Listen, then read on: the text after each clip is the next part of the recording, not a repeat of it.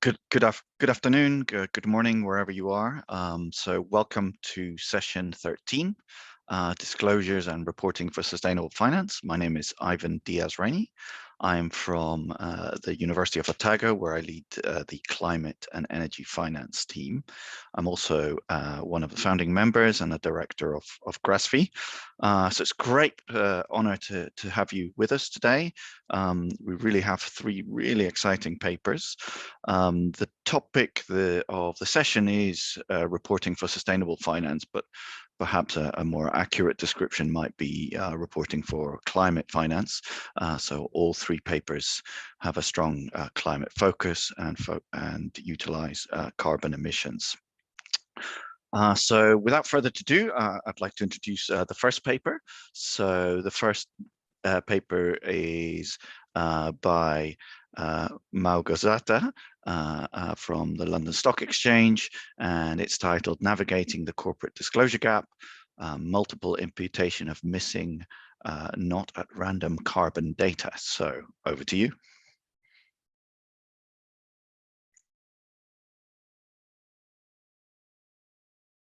Great, thank you so much. So my name is Olesiewicz, and I'm a data scientist at London Stock Exchange Group. This project has been a collaboration between LSEG and Humboldt University of Berlin. My co-authors are Professor Sonja Greven, who's the chair of statistics at Humboldt, and also Jaakko Kooroshy, who is the head of sustainable investment, data and methodology at LSEG. The objective of our paper was to propose a new method for corporate carbon emission estimation with the aim to improve the accuracy of the estimates and the transparency of the estimates quality. In terms of the content of this presentation, first I will focus on the motivation and the methods. So the status quo of the disclosure, as well as the statistical classification of carbon data, as well as I will present our method, modeling approach. In terms of the applied part, I will present the results from our simulation and empirical study, and finally, I will present our conclusions. So emission data is a key corporate climate indicator used by investors. However, its disclosure is still not mandatory, meaning that the data sets we are dealing with are very often incomplete. On the left-hand side, I wanted to show you the improvement in the disclosure rate that happened over the years. The growth is rather slow, but it's there, of course. However, the disclosure also depends strongly on the region in which we are dealing with. So you can see that in 2019, when China was added to FTSE All World Index, it decreased the overall coverage of the investable universe. Therefore, about 30 to 40% of the investable universe needs to be still estimated in order for to use the complete data sets for purposes such as indexes. On the right-hand side, you may recognize some of the headlines from this year. Among the investors and policymakers, there's been a bit of concern about the quality of those curated data sets. The authors of the IPCC report also published recommendations in terms of principles that should be used for the emissions estimations in order to prevent the free riding of the companies that do not disclose their data. Therefore, there's a very strong demand for mandatory disclosure, but in the meantime, we need methods that do a better job at estimating those missing values. So when we talk about missing data, according to Rubin's classification, there's three types of missing data.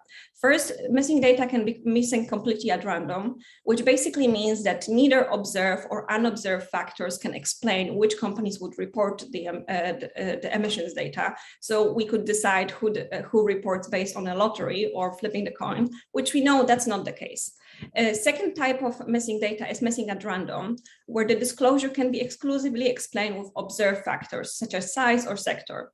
The third type of missing data is missing not at random, where on top of the observed factors, we also, the disclosure is also driven by some unobserved factors such as carbon intensity, and that could introduce some kind of self-selection mechanism. In statistical literature, the carbon data is mostly considered to be missing not at random because of the voluntary nature of the disclosure. However, the distinction between the two last types of missing data is not testable and therefore can be only supported by strong assumptions. Any method that is used then for modeling of this type of data should be tested against those assumptions, and that's what we're going to do. So in terms of current methods, such as median estimation, they all share common limitations. First of all, they are based on assumption of the random sample, which can lead to biased estimates. This could be corrected if we were using methods for non-random samples, such as Heckman model, which I will present in a moment. Another problem is that those models are built based on only observed data. So we don't account for the uncertainty of the missing values in our models, and that leads to too high confidence in our estimates. We propose to solve this issue with multiple imputation. Then the last limitation is the uncertainty of the uncertainty of the estimate is not reported, which leads to a perceived certainty of the estimates, and investors then use the estimated and the reported data in the same way. So we would like to propose to measure the uncertainty and simply report the prediction interval for those estimates. So this is a high-level overview of our approach. At the very beginning, we start with incompletely observed data. So some of the data points are missing. So in the first step, we impute our plausible values to replace the missing values in the sample. Then we end up with basically multiply imputed data sets, which each data set presents one version of what a complete sample could look like. We analyze each of the imputed data sets separately, and then we pull the results together to obtain the aggregated model, which then is used for prediction to obtain our missing values. So if we zoom into the first step, in terms of the multiple imputation, we decided to use multiple imputation with Heckman model, which, as I mentioned earlier, can correct for bias in the sample, but also because we perform multiple imputation, we account for the uncertainty of the missing values. This method has been first proposed by Gallimard and al. In their 2016 and 18 paper, and it has been originally actually designed for medical studies, where similar issues of incomplete sample and non-random samples have been present for decades. So this is an overview of Heckman model. In Heckman model, we are interested in two variables. First, our Y, which is our outcome. This is in our case emissions, and our R, which is the missingness indicator. So if our data is observed, our R is equal to 1. When it's missing, our R is equal to 0. The probability of observing the data can be modeled with a set of variables associated with selection or missingness. So here denoted as XS. Our outcome as well, so our emissions can be also modeled with a different set of variables. And also the Heckman model assumes that both emissions and probability of observing the data is also impacted by some unobserved variables, so our error terms. And now the sample becomes unrandom if there is a correlation between those error terms.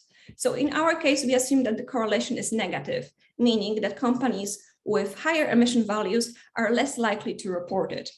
Because there is this correlation, once we're going to be trying to model our emission values, we should also account for this part of the model. So we should also account for the probability of observing the data or not, which will enter this way, our equation. So what the imputation looks like, we perform imputation using a simple linear model. Here, the first part is basically our regression prediction using the variables associated with emissions. And then we add this additional correction term, which some of you may know as Mills ratio.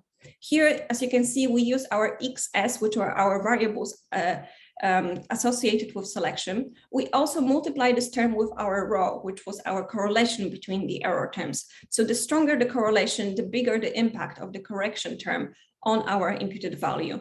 And then we also add some noise to make sure that our imputation is proper.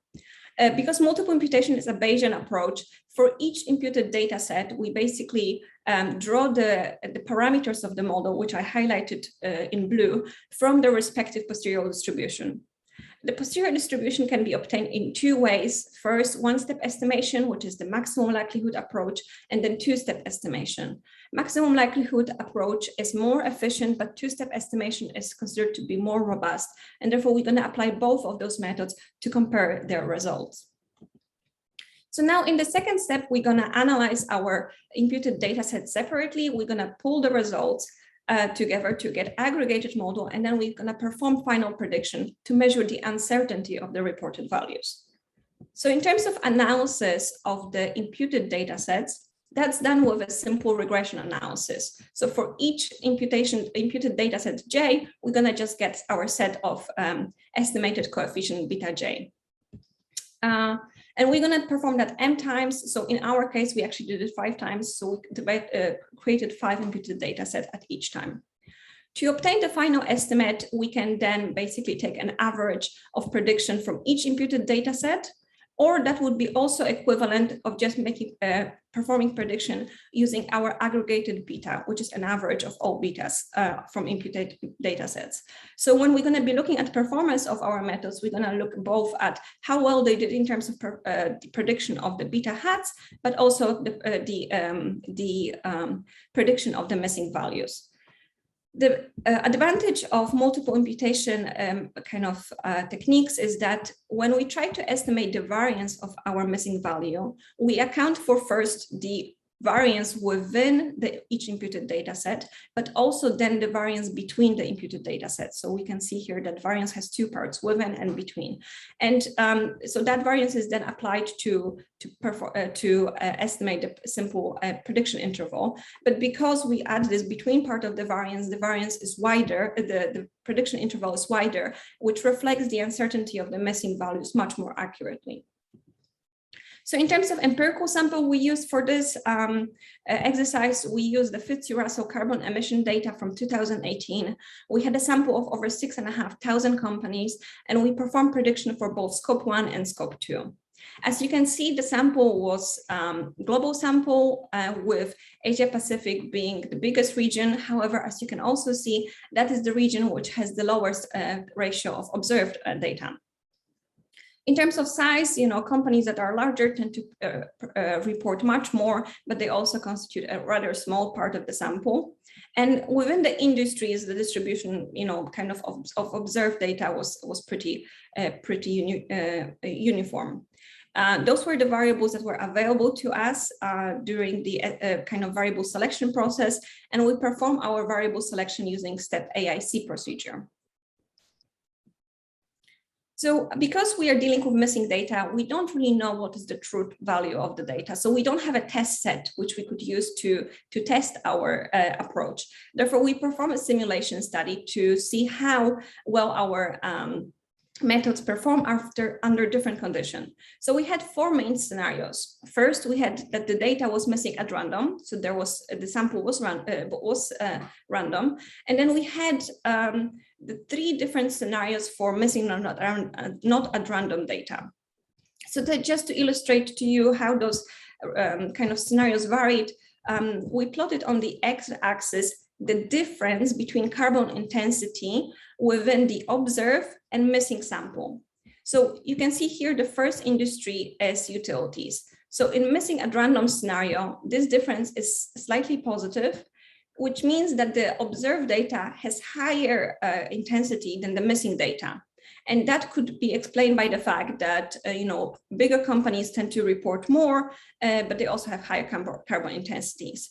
But as we introduce non-randomness into the sample, you can see that this difference becomes more and more negative, meaning that the observed data has lower carbon intensities than the missing data, which indicates that companies with higher carbon emissions are less likely to report.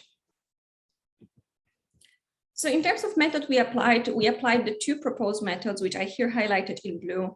We had Heckman maximum likelihood estimation and 2-step estimation. We also applied multiple imputation with predictive mean matching and random forest, and single imputation using linear model. So that's kind of approach that is often used, and then Heckman model with maximum likelihood estimation. And in the first step, I wanted to show you how well the models perform in terms of parameter estimation. So here on the red dotted line is the true value of our beta revenue parameter, and box plots show the distribution of the estimates across the 500 different data sets that we generated. So when the data was missing at random, you can see that most of the methods perform very similarly except random forest. And then, as we introduce bias into our sample, you can see that the methods based on Heckman models, so gray and blue colors, they still had unbiased estimates, where other methods perform much less favorably. Even here in the non-Heckman scenario, the bias was much smaller. So in terms of the prediction accuracy, we also compared our methods with median estimation, which is a method very often used in practice. And we looked here at two different measures. First, the relative error, and then the root mean square error. In relative error, we can see that for MAR, the results are very similar except median.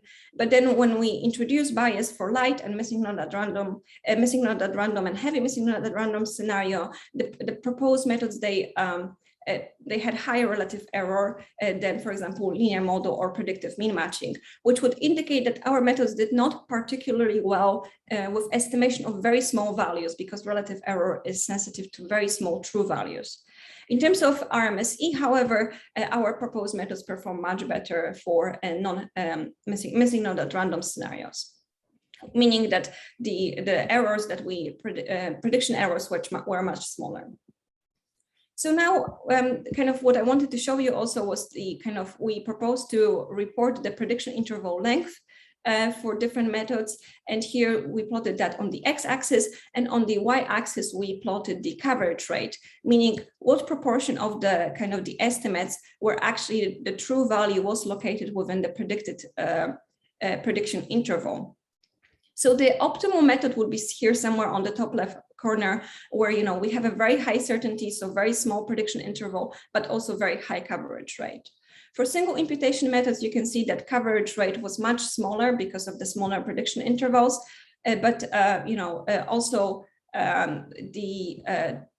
so that was what we observed. In terms of the multiple imputation methods, the prediction intervals were of course much wider, but also the coverage was much higher. So it seems that our methods of choice, so the blue methods, they were in a sweet spot between high coverage rate, but also not as high as wide prediction intervals as, for example, random forest.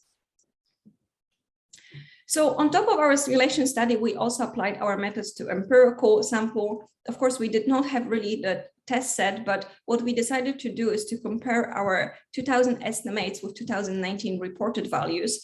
This kind of data was, of course, not available to all companies. So our sample was 423 companies, which was only about 10% of all the missing data. So this kind of results cannot be taken as conclusive, but nonetheless, we wanted to see what's going on.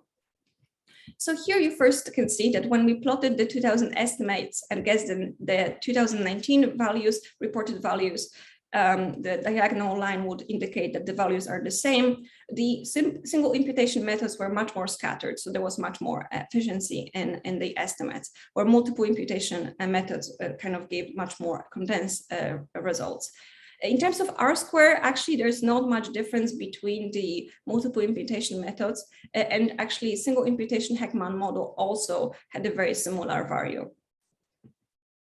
And in terms of certainty versus accuracy, we have a very similar plot to what we've seen in the simulation study. So single imputation methods, and linear model, they have a shorter prediction intervals, but lower coverage rate. So again, here probably two-step estimation would be the optimal model to choose because of the high coverage rate, over 90%, and relatively lower prediction interval.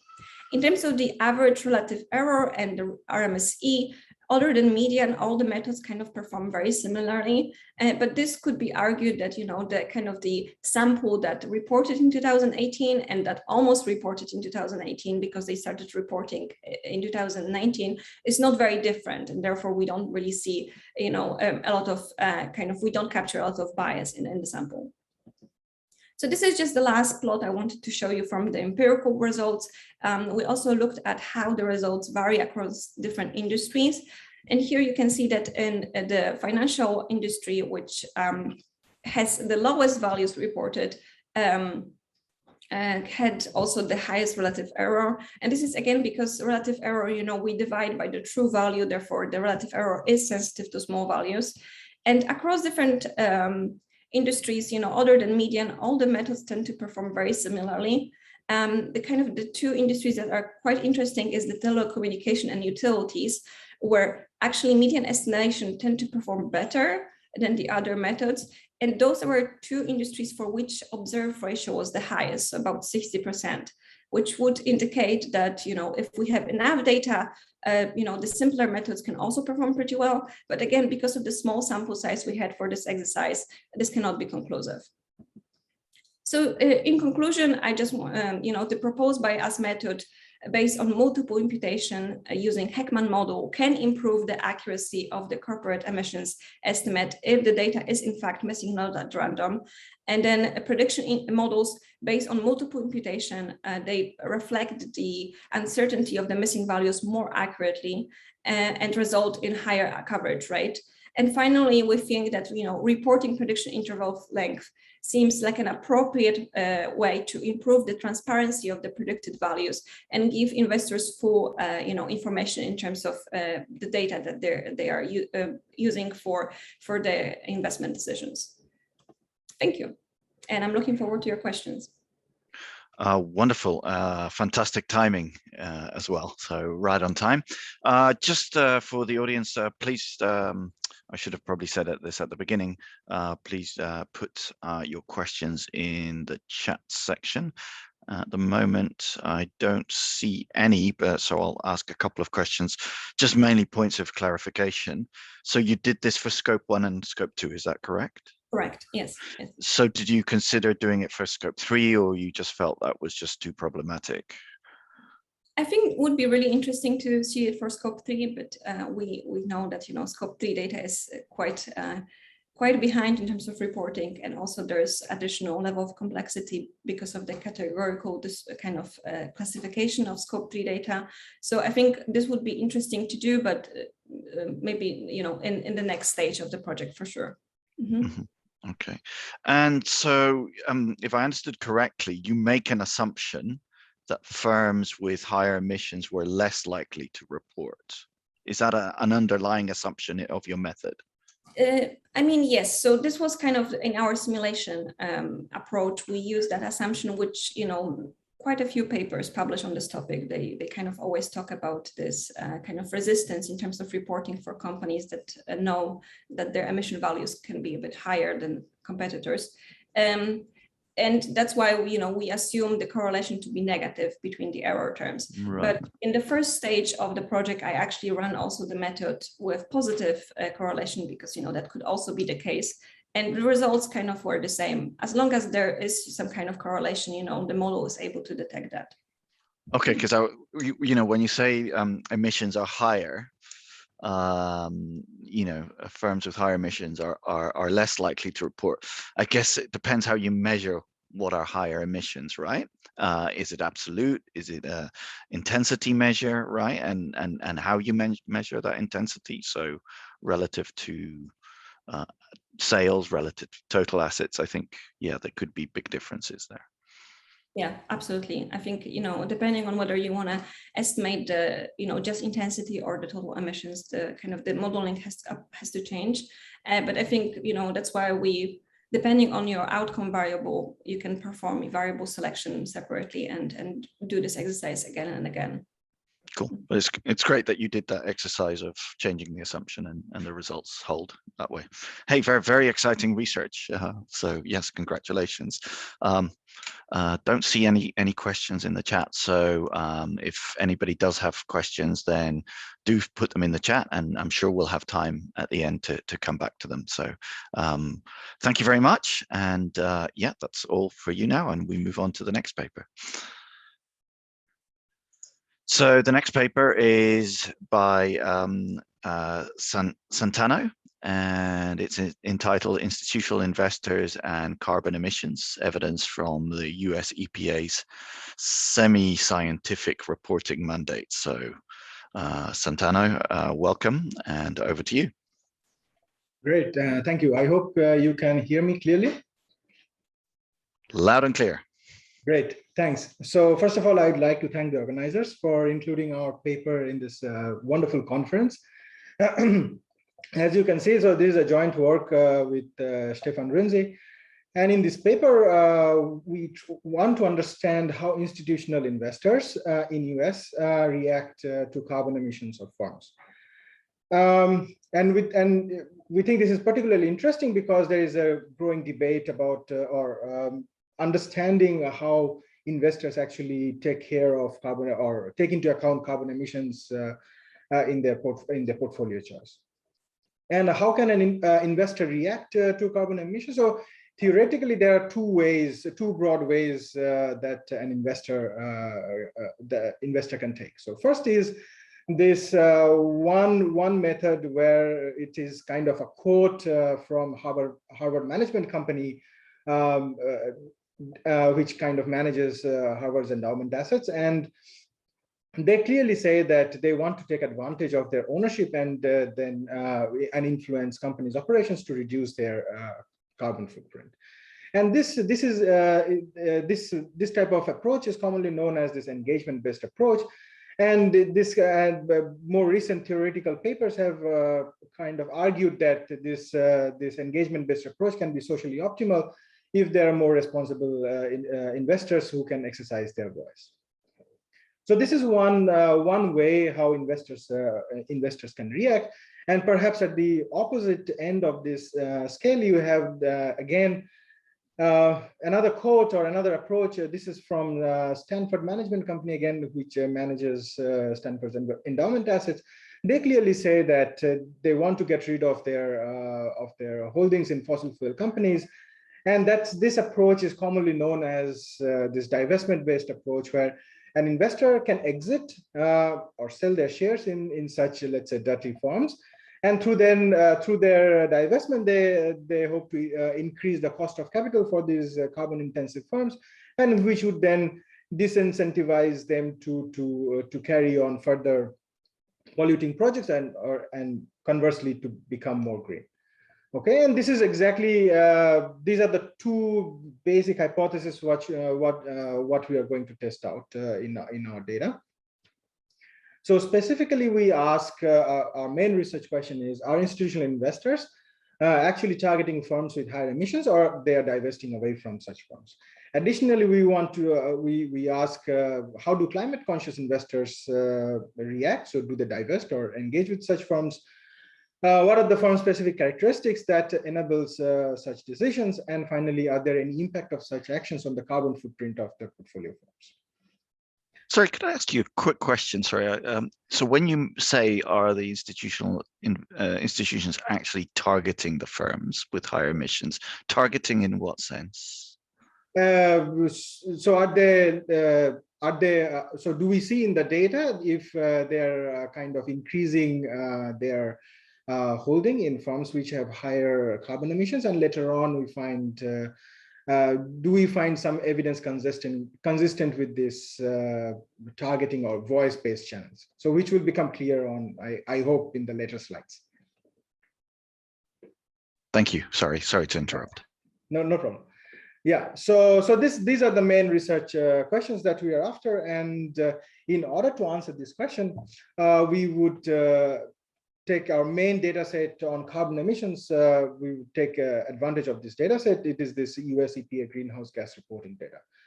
So what is this data about? So this is a mandatory reported data, and this provides kind of for each major greenhouse gas, it provides a CO2 equivalent for each of these gases at the facility level. And what are the facilities that report? So these are large emitters.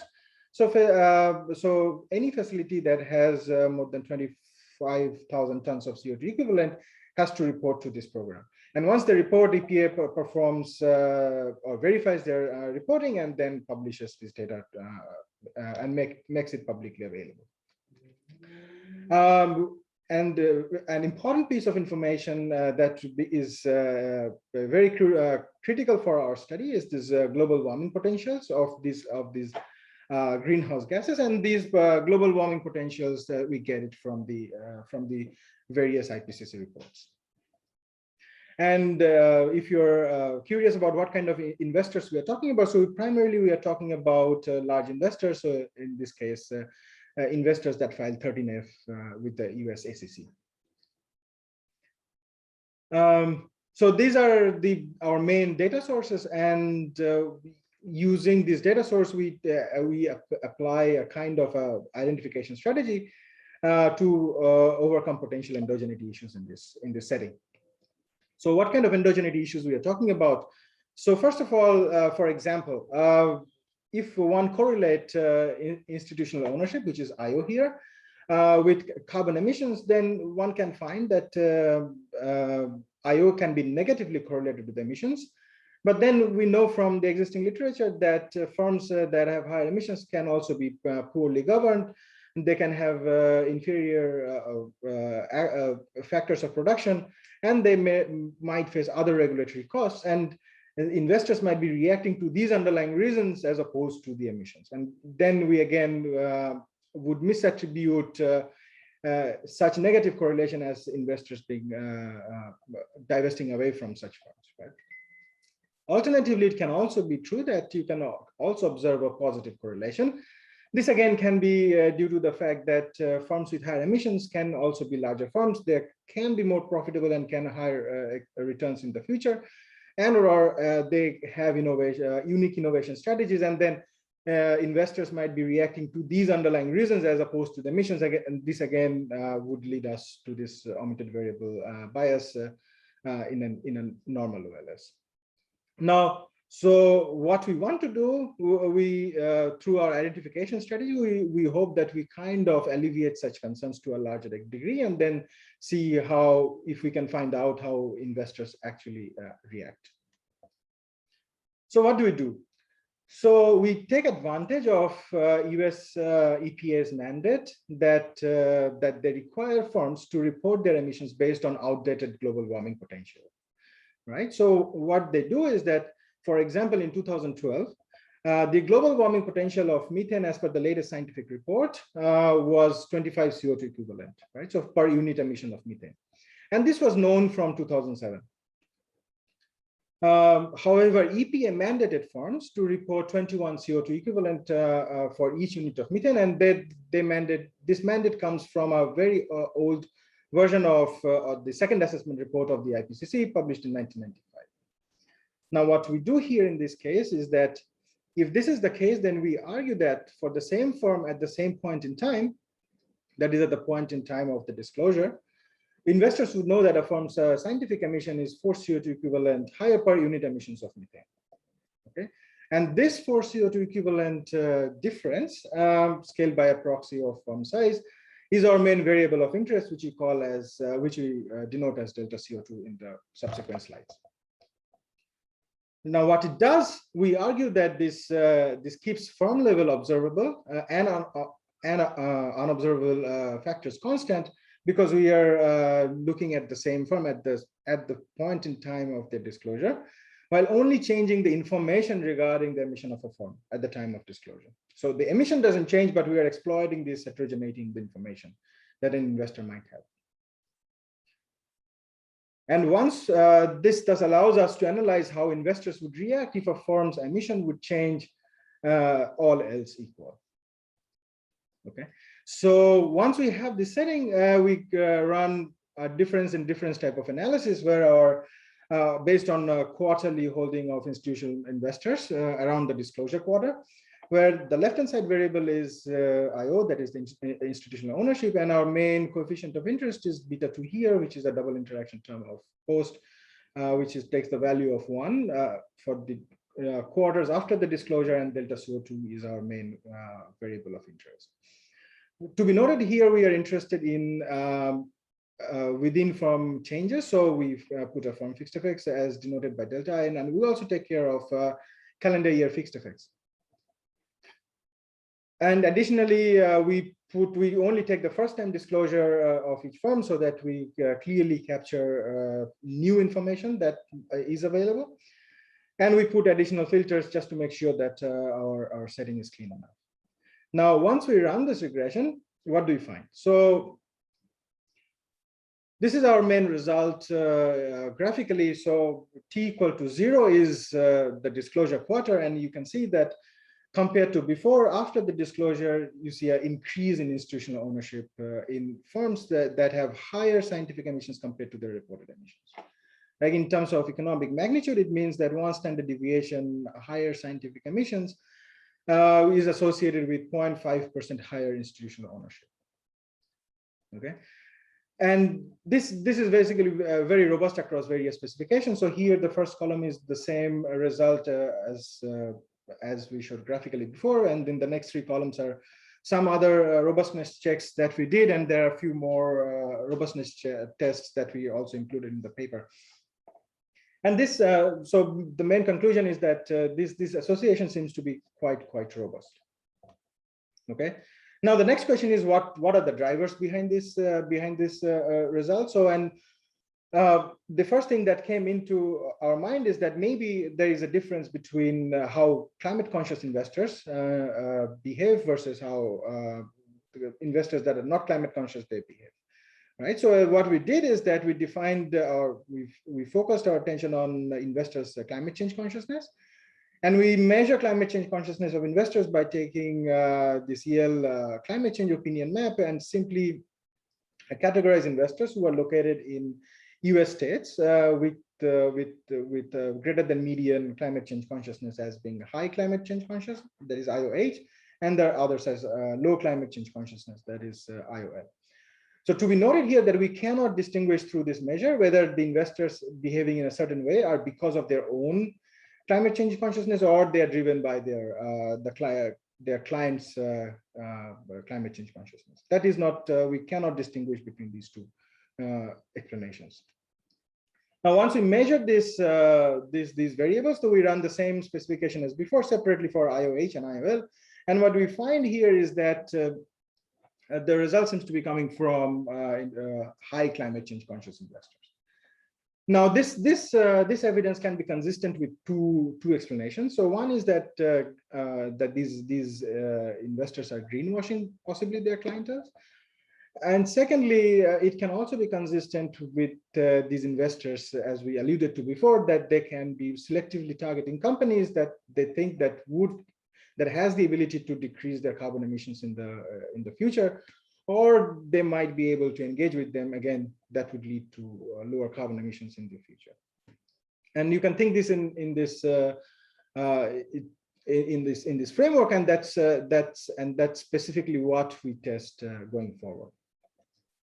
So our first test is based in our first set of tests. Basically, we see whether these high climate change conscious investors, they invest in firms that has the ability to adapt to this transition risk. So we call this adaptability related tests. So what do we find? So we find that climate conscious investors invest more in firms that have higher scientific emissions. So that is our baseline results that we saw before. And at the same time, they also invest in firms that have more capex, firms with higher R&D, more mature firms as proxied by their age, and also firms with lower text-based financial constraints. So all this evidence is consistent with the idea that these investors invest in firms that can adapt towards a low carbon future. So basically, if you are not yet clear, so this is kind of the regressions that we run. So it's sort of a triple difference or three-way interaction. And our main variable, or the main row of interest, is this last row here. Basically, and here you can see that climate conscious investors invest more in firms with higher capex, R&D, age, and lower financial constraints, firms with lower text-based financial constraints. So that's kind of our the first set of tests. Oops, sorry. And then after this, we again ask the question: so are these the investors also like investing in firms where they have more possibilities of engagement, or engagement is easier for these firms? So again, we run this triple three-way interaction. And what we find is that these investors, so climate conscious investors, invest more in firms that have higher scientific emissions and also at the same time have higher advertisement expenses. And this we think is in line with previous literature where there's it argues that advertisement expenses kind of proxies for product market competition and then and our product market concerns. And such, and we argue that such a kind of complementary governance mechanism can help investors to raise their voice. We also find that investors primarily invest in firms without CEO chairman duality, so where they can have, again, more say in the boardroom. And also firms with female boards. This again is consistent with more recent literature where it has been shown that firms with female boards also tend to perform better on environmental dimensions. So this evidence again is consistent with the idea that these investors invest in firms where they can effectively exercise voice. So referring to Ivan's question previously, so this is what we mean, what we meant earlier by this evidence of where we interpret this as evidence as investors in selecting into firms where they can engage with these firms. And finally, to conclude, we also see that specifically in those firms which experienced higher ownership of these climate conscious investors, that is this IOH here, particularly those firms are more likely to decrease their carbon footprint going forward in the longer run. So in the short run, so for example, here 0.3 means that 3 years after the first time disclosure, and 0.6 means 6 years after the first time disclosure. So here you can see that in the long run, in the shorter run, we don't find any significant difference between IOH and IOL, but here we do see that as you go along, as the horizon increases, either these firms which experienced investments from this high climate conscious investor, either they do not increase their carbon footprint or reduce them at the very long run. We find similar evidence, though they are weak, for green parenting, and that's also there in the paper. So I'll conclude here. So what do we find? So in order to summarize, we find that climate conscious investors invest in firms with higher scientific emissions, and these are also the investors. These investors also invest in firms which they think which can adapt to the transition risk, and also firms where their voice can be more effective. Finally, these firms which experience such higher flows from these investors are also the ones that decrease their carbon footprints going forward. Overall, we think that our results are consistent with climate conscious investors' preference for voice over exit from mitigating climate change. So thank you very much, and looking forward to your questions and comments. Cool. So we're well ahead of time here, so so those of you out in the audience, feel free to send some questions. I wonder if you could go back to your slide and your key your key variable, the change CO2. So I just want to make sure I've understood that correctly. So what you're saying, and this is a very subtle argument, right? So I mean, I like the paper, but it's a very subtle argument where if people are going to understand it, they need to understand the difference between, so really this is about conversion factors. Correct. Yeah. And it's not just methane. So these conversion factors will be more relevant for certain facilities than others, right? I mean, if I'm a power plant, these conversion factors are largely irrelevant because I'm emitting, well, unless it's coal, right? But whereas if I'm an agricultural facility, so it's not uniformly distributed across your sample. Is that something that you've thought about? No, so that's also, yeah, that's a very good point. So that's also one of the things that we want to explore. So what we do, like in terms of industry heterogeneity. So do we see evidence on that for sure? So I mean, so in New Zealand, it's very relevant because a lot of our emissions come actually from methane from agriculture, right? So that would be one of the first things. And so if I understand you correctly, so you deducted the scientific emissions minus the reported emissions, is that right? So where's that? You had that in a slide, I'm sorry. So basically, it was like your key variable of interest, which you called change CO2 score. Yeah. So 25 minus 21. Right. I mean, to me, it suggests that firms that are doing that calculation correctly are just more sophisticated. And one of the thoughts I had is, are these firms audited by the same firm? So either one, the firm is more sophisticated, and that fits in with your story that, you know, they have more, you know, more enlightened, right? There are more females on the board. So I wonder if there's like a reverse causality. Yeah. So did they have females on the board? Were they in, you know, all those characteristics that you looked at ex ante, right? And that led them to use more scientific disclosure. The other thing you need to think about is whoever, you know, these are complex calculations. So the firm doesn't, you know, they get them audited. So who's doing the auditing, right? So could it be driven by the auditing? Yeah. So maybe, so one thing maybe I should emphasize is that so the firms do not decide on these conversion factors. So the EPA mandates the firm, so every firm in the sample has to follow this. So our implicit assumption is that the investors are doing this kind of complex calculation. And so there is definitely a concern whether the investors are actually doing this or not. Right. And that's one thing. And but the EPA is mandating 21, right? But some firms choose to do 25. No, so firms do not have any discretion. So firms, they always have to report with 21. Right. So who's reporting at 25? Nobody is reporting at 25. That's why this identification strategy kind of. Oh, okay. I understand now. Okay. So the firms report their absolute quantity.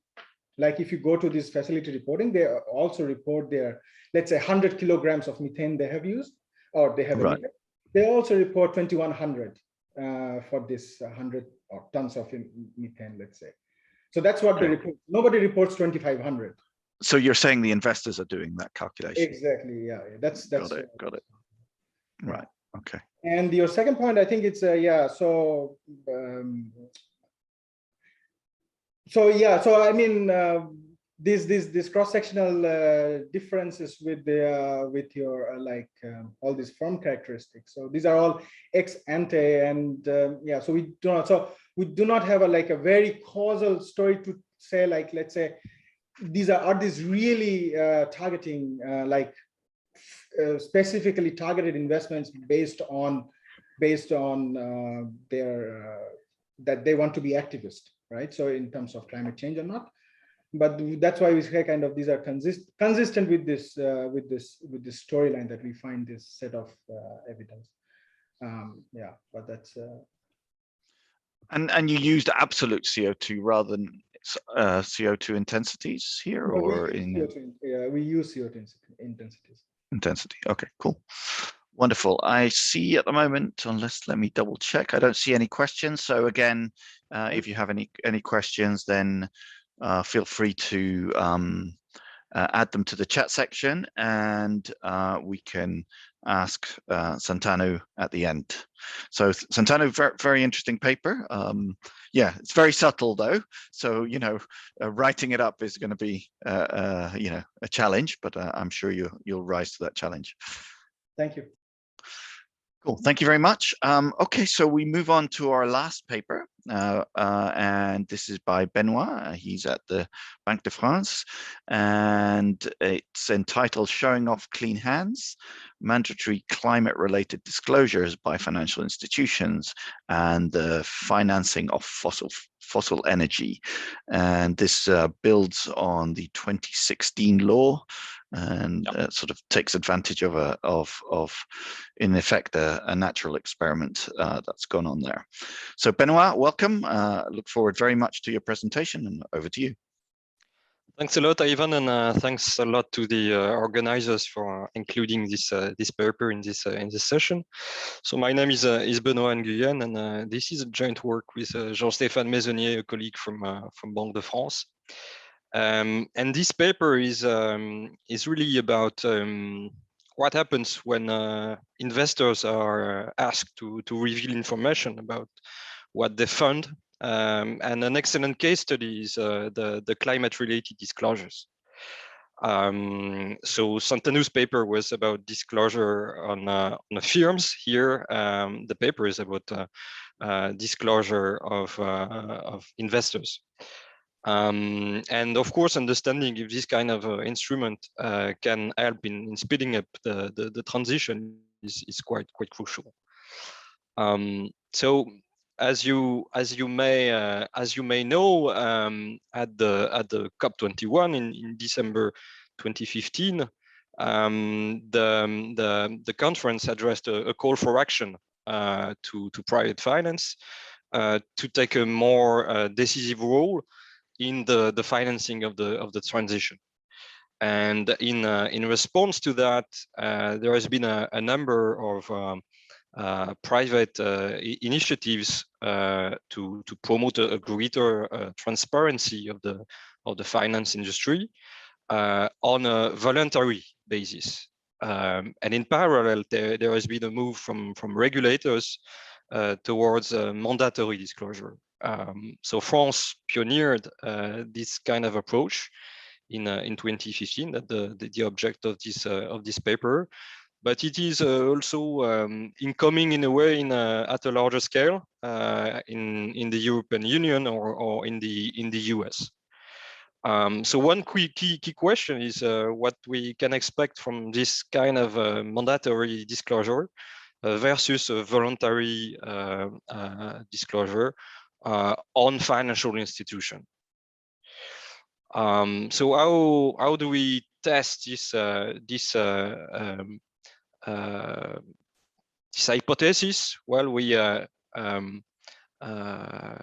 going to merge first the universe of bond. Sorry, maybe just I wanted just to give some details about the French law, as you probably don't know what it is exactly. So the regulation passed in 2015 imposes to institutional investors, to a subset of these institutional investors, so mainly insurance companies, pension funds, and investment funds, to disclose in their annual report their exposure to climate-related risk, and also their more broadly their plans to mitigate climate change.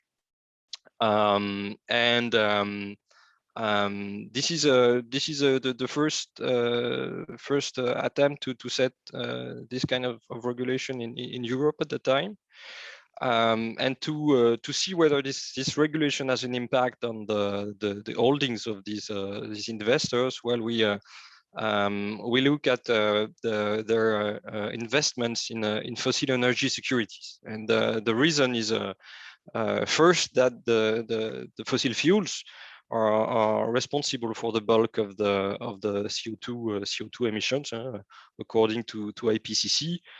They are responsible for 90% of the emissions. Another reason is that there is an increased scrutiny by NGOs and public opinion on precisely the funding of these fossil fuel activities, and that's why we think that if we have to detect something, we should detect something on these particular securities. To test this hypothesis, we make use of two large and very granular data sets. The first is the universe of bonds and stocks issued by fossil fuel companies worldwide, and the second is what the investors in the euro area hold of these securities, and we have access to this data in the central banks at a very granular level, because we can observe the holdings at the security level at a sector country level. So meaning that we can track how much a sector like French insurance companies or Spanish mutual funds and Dutch banks, for instance, hold of securities issued by Total, Exxon, or Shell.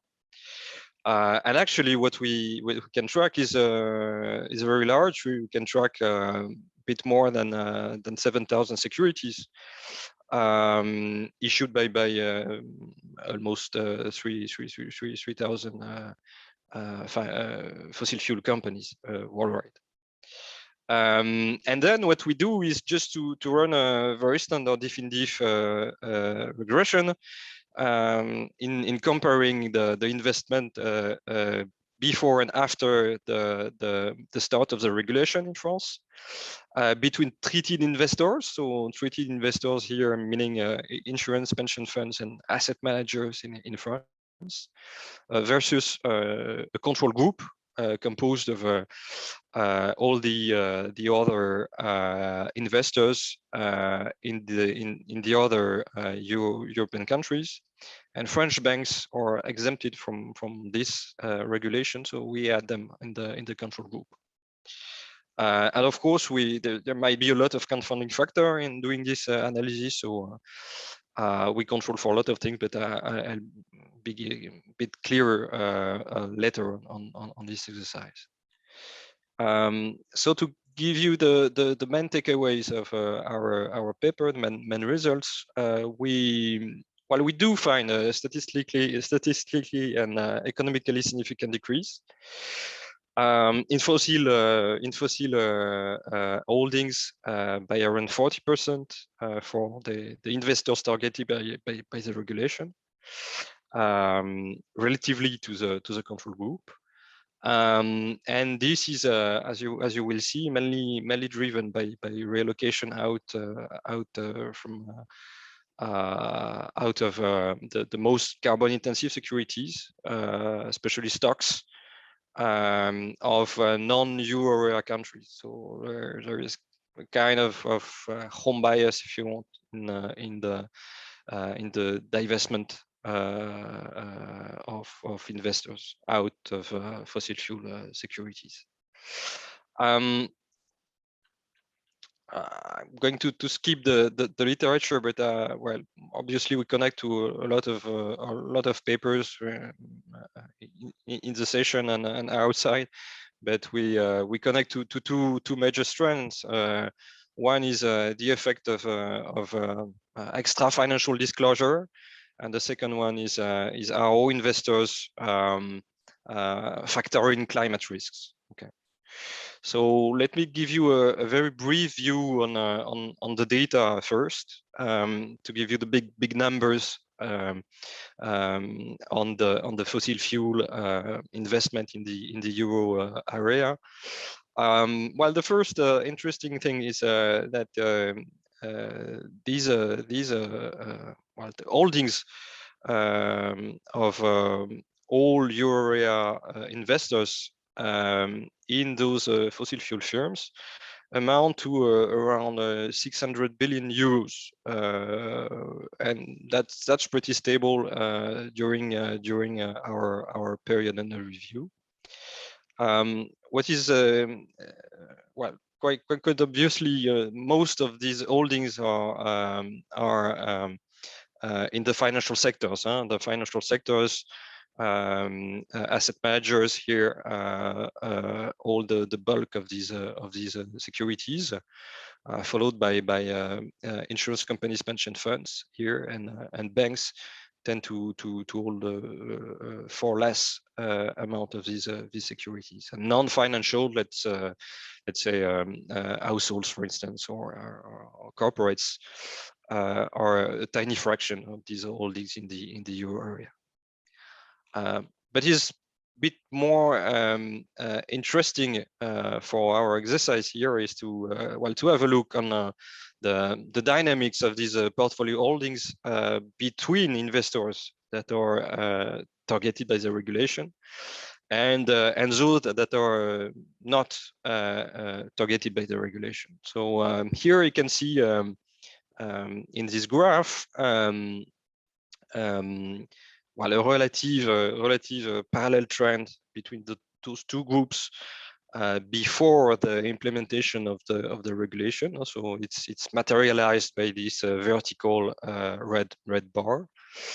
So a relative parallel trend before and a divergence after this regulation is implemented, suggesting that you do observe in relative terms that treated investors increase by less their investment in fossil fuel than the control group. And that's exactly what we formalize here in a difference in difference setup, which allows us, of course, to properly control for a lot of confounding factors. You can think of valuation, for instance, a lot of things. So that's what we do here. And we are so we observe a panel of securities holdings. That's the left-hand side you have here, the BIHZT. That's the panel of securities holding I held by a holder H in a country C at a given quarter T. And of course, what we are interested in is the coefficient in front of this triple interaction. Meaning post the implementation of the regulation, institutional investors times FR gives you the universe of institutional investors that are targeted by the regulation. And of course, we control by the separated interacted terms in the regression, but we also control with a large range of fixed effects. So here, effectively, if you think that confounding factors may affect these results, well, you can fear that something can show up at a country level or at a country sector level, or something may affect the average holdings of these securities in a given country at a given quarter. Well, those fixed effects aim at controlling for these average effects. And as you see in the most stringent specifications, columns 4 and 5, we even include a security level fixed effect, security time fixed effect. So in effect, if you think of anything that would show up for a given security at a given quarter, like a change in the price or a change in the amount of this security, well, this should be captured by these fixed effects. Well, how do we interpret this estimation, these coefficients? Well,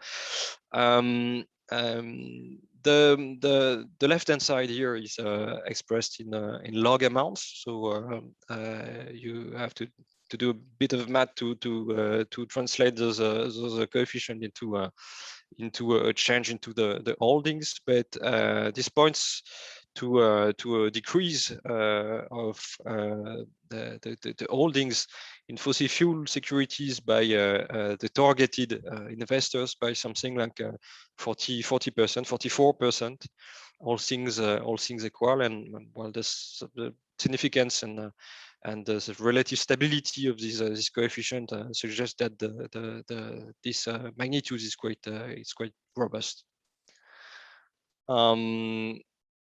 Now let's maybe have a look to the dynamics of this coefficient. So we verify here that the coefficient is statistically insignificant before the implementation of the regulation. So before 2016, and the coefficients start to be very significant and very negative after the implementation of the regulation, which is exactly what you would expect. So meaning that you have a negative impact on the holdings of fossil fuel securities by targeted investors.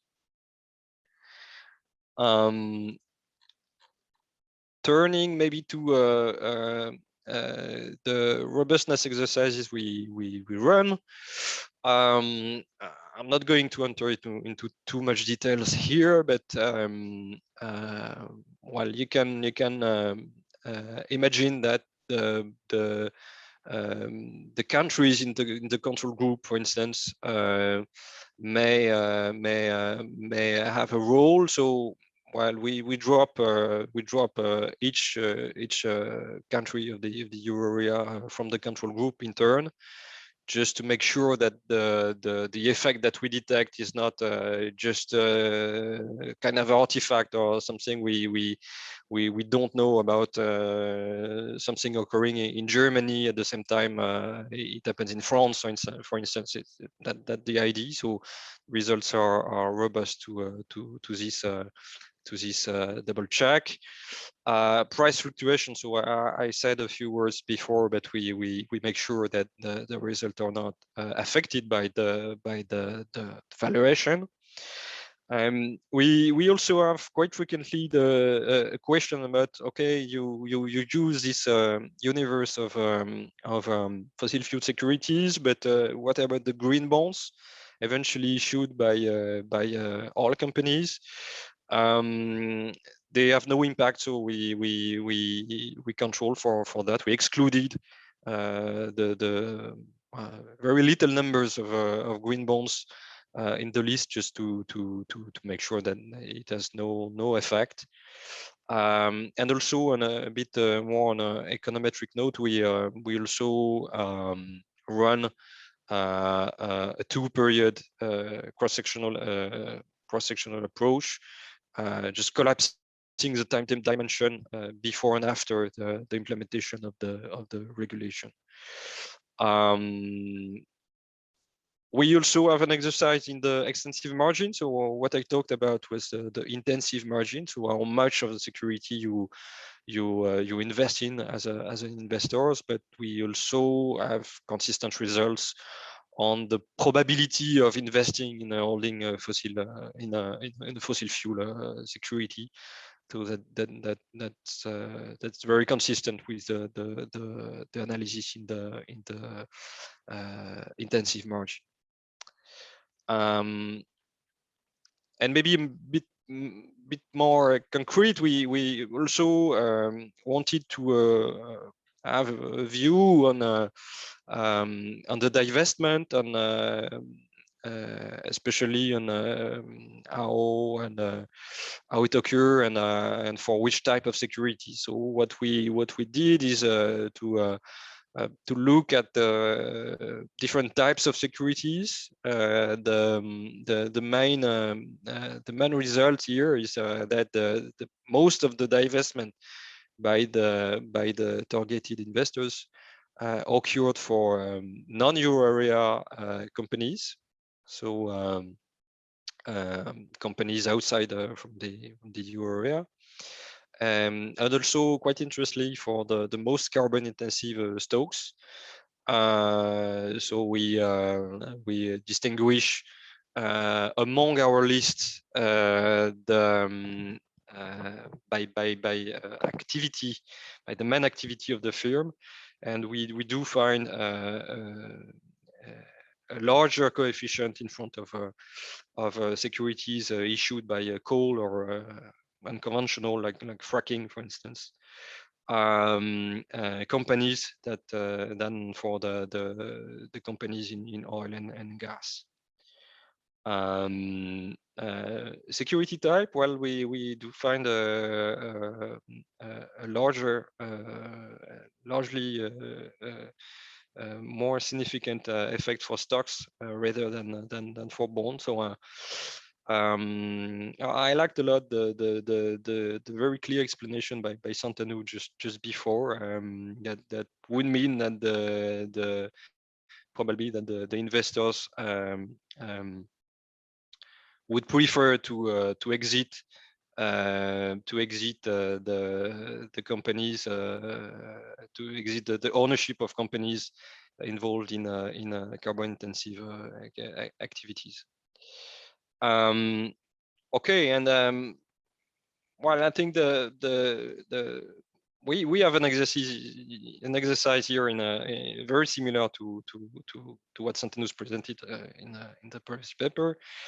One very I think important thing to learn from the data is well, the first step is whether this mandatory disclosure of investors have an impact on the reallocation of their funds. But ultimately, what you probably want to know is whether this pressure on investors would translate into pressure on firms. Okay, in the way they emit carbon, for instance, and how they align to the transition. So we turn in the firm level analysis, and we measure something that we call treatment intensity at the firm level, which is simply the firm's ownership by the French targeted investors before the regulation is implemented. So indirectly, firms are exposed to this regulation because they are owned by investors that are more or less expose themselves to the regulation. We did that on a very specific outcome variable, which is the adoption of CO2 emission targets by firms. So whether a firm has published, as committed to a reduction of its carbon emissions in time. So sometimes they issue a statement that they will cut by 5% their carbon emission by 2025, for instance. So this kind of commitment. So we look whether firms in our data have committed or not on a CO2 emission target, and we look if this treatment intensity correlate with this adoption. And we do find that the more you are owned by targeted investors, the more you're likely to adopt this kind of CO2 emission target. Yeah, so that's maybe just let me stop here just to conclude that well, our main takeaway from this paper is that regulation may help to speed up the reallocation towards greener investment. So on top of voluntary measures, voluntary initiatives, regulation might have value added, and of course this is based on the very small scale experiment in France, but generalizing this type of regulation is likely to also to feed a kind of virtuous cycle. Because when investors are asked to provide this information in the annual disclosure, well, they increase the pressure on firms because they need the carbon emissions of each firm they invest in, and this might create increased pressure, increase incentive for firms to also to comply with a greener economy. So yeah, thanks you for a lot for attending the presentation, and I'm looking forward to your question and reaction. Thanks a lot. Benoit, beautifully presented paper, robustly done, fascinating results. So yeah, I think you underplayed it. I mean, to have a 44% drop is yeah, it's a very strong result, and yeah, I don't know if you're targeting US journals, but good luck trying to get it published in a US journal, a story that says regulation works. But yeah, well done. A really fascinating paper. Just before I move on, just to point out that directly after this session, there's going to be a keynote, closing keynote speech by Majun. So do stick around and log into that session. And that means we need to finish on time, but we have plenty of time for questions. So we actually have questions for all three speakers, but maybe we'll finish with you, Benoit, first and address those questions first. So the first question is, what type of climate risks they have to disclose, physical risk or transition risk or both under the French law? Yeah, thanks, Santanu, for the question. Well, the regulation itself just proposed some template for the reporting, but it's really a comply or explain approach. So you have best practices in the industry, fostered by the regulator, but you don't have something like a very precise list of things you have to tick. So most of the annual report disclosed both. I think, but there is an interim report by the regulator showing that there is a lot of heterogeneity in the reports, and actually you have a small fraction of those investors that decided to not comply and explain, and they explain, for instance, that they did not have the data available to do this exercise. So that's really how to say, work in progress, or yeah. Mm-hmm. Can I ask? Oh, yeah, go ahead. Yeah, so yeah, okay. So first of all, really cool. I really liked your results. So one thing. So I was wondering. So just to follow up on your explanation. So is there kind of a penalty for companies to hold, let's say, I don't know, a lot of fossil fuel firms, or is it just, let's say, yeah, incentivizing through, let's say, public shaming or things like that? So you have a point here. No, there is no mandatory target or such kind of thing. You just have to be more transparent.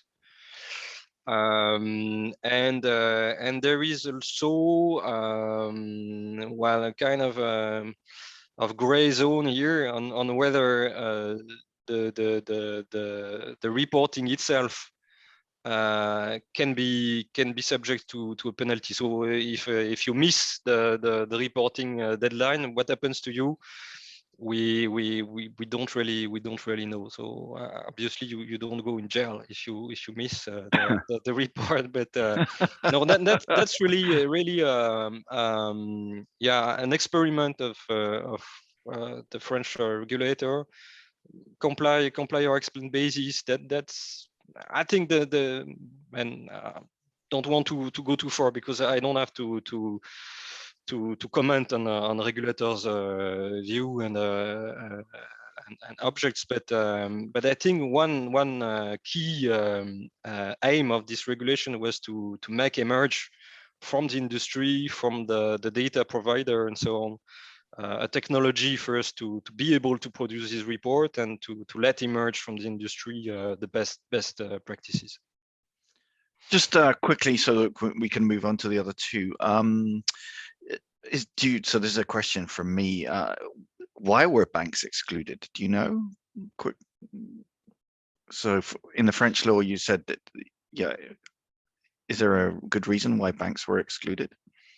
I don't know the technical reason, but I know that they were subject at the same time of a different timeline of regulators.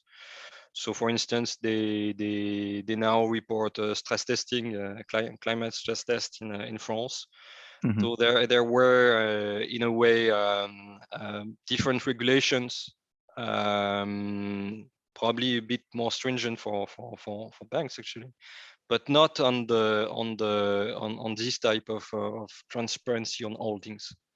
Okay. So I guess that's also why not to overburden the banks during the same timeline. But that's a guess. Yeah. Okay. Thank you, Benoit. So if we could go back to Malgorzata. So question 1: if I understand correctly, you are concluding that random forest method generates the largest prediction interval. Is there a reason why? And the RMSE on log scale is still high. Do you think there is a way to improve that? That's a really good question. So I think to answer the first one in terms of random forest, we kind of implement the random forest at the imputation stage. And the multiple imputation of random forest, the way the algorithm is built is that for each random forest, we, within the random forest, we take the leaves at the end of each tree, and then we aggregate them together, and at random we drew one of the values. So there's a lot of variance and what kind of data values will be imputed. So I think that's my kind of guess why it didn't perform particularly well, and there's high variation. And in terms of the improvement of overall performance of the model, if I can just go back to one of my slides. So as you remember, we performed the imputation and then we analyze each of the data sets separately to pull the results. But at the end of the day, we perform the final prediction just with a linear model, which is a really quite simple approach. We have a better sample, of course, because we accounted for bias, but it's still a kind of a linear model. So what we could do here, once we impute the data sets, we could also, do much more sophisticated things and, kind of use different models for these purposes. We would need to find a different approach to kind of calculate the prediction intervals, but that's of course doable. So there's a lot of room to play and try different, more sophisticated methods for the estimation.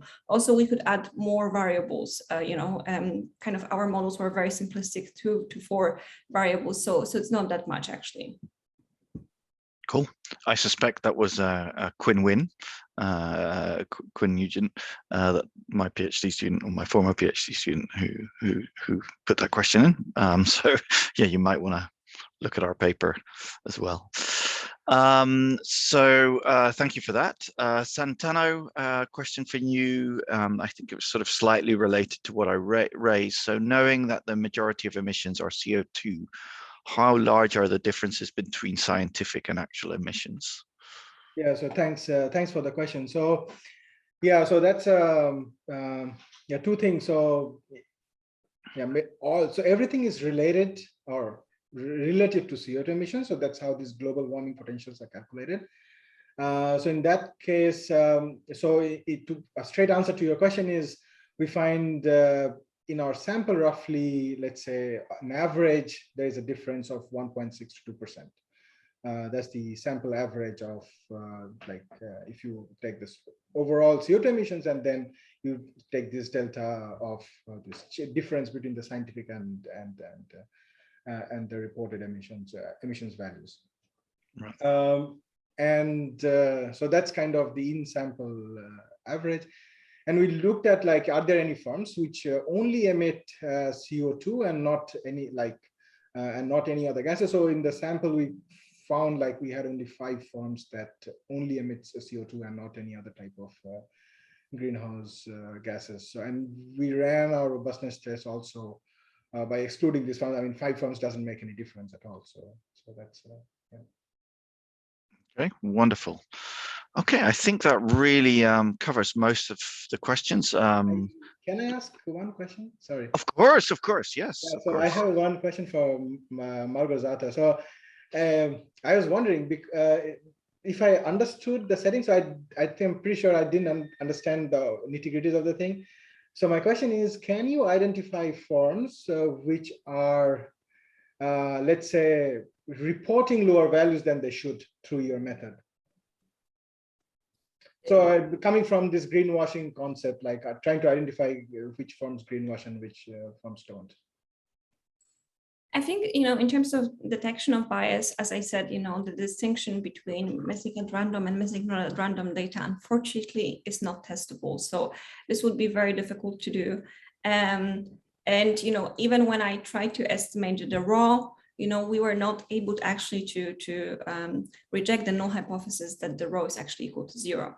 So it is quite difficult to do. And as I said, this can only be based on assumptions.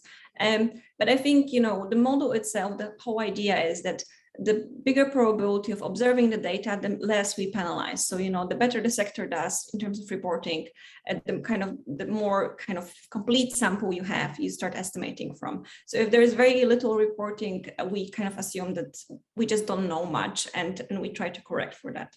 Thank you. Wonderful, guys. So what a fascinating session. So I'm an emissions junkie, so to speak, right? So yeah, this was a real treat. As I said to the speakers in the green room before they came in, I chose this session with just looking at the titles of the papers, but when I started looking at them in more detail, I was very excited, and it lived up to that. So thank you very much. So we saved some of the very best for the end of the conference, but as I said, we still have Mao Jun's keynote closing speeches, so please stick around. And just finally to say thank you to the presenters and for those that attended, and yeah, do join us in 4 minutes for the closing keynote. Thank you very much all, and hope to see you all soon. Thank you. Thank you very much. Thank you.